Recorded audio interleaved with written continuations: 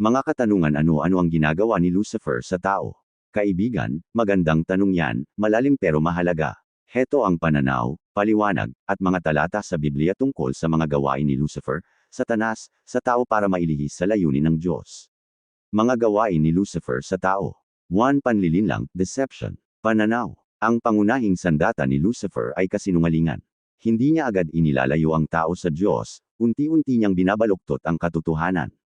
Talata. Juan Kapitulo 8 versikulo 44, siya ay sinungaling at ama ng kasinungalingan.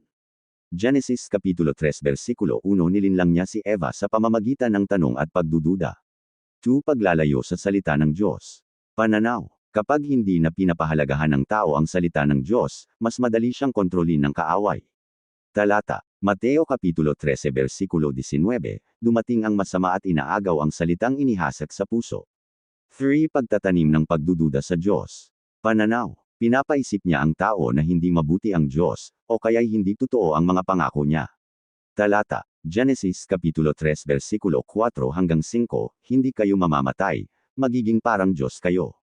4. Pag-akit sa kasalanan. Pananaw. Ginagawa niyang kaakit-akit ang kasalanan, pero itinatago ang kapalit nito, kamatayan at pagkasira.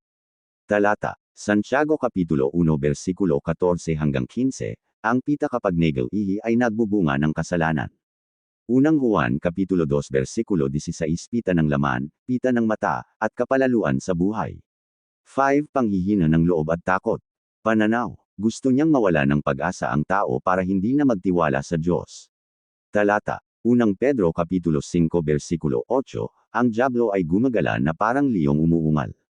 Apokalipsis Kapitulo 12 versikulo 10, siya ang tagapagparatang sa mga kapatid. 6. Pekeng liwanag at maling aral. Pananaw. Hindi laging mukhang masama si Lucifer, minsan mukha siyang tama, mabuti, at makadiyos. Talata. Ikalawang Korinto Kapitulo 11 versikulo 14, si Satanas ay nagpapakunwaring anghel ng liwanag. Layunin ni Lucifer versus layunin ng Diyos. Layunin ni Lucifer. Ilayo ang tao sa Diyos.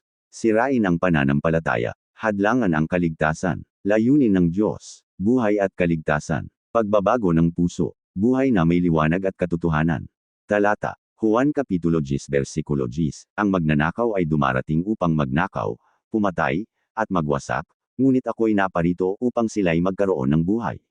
Pangwakas na payo. Kaibigan, hindi natatalo ng lakas ang kaaway kundi ng katotohanan. Kapag ang tao ay nananatili sa salita ng Diyos, may panalangin.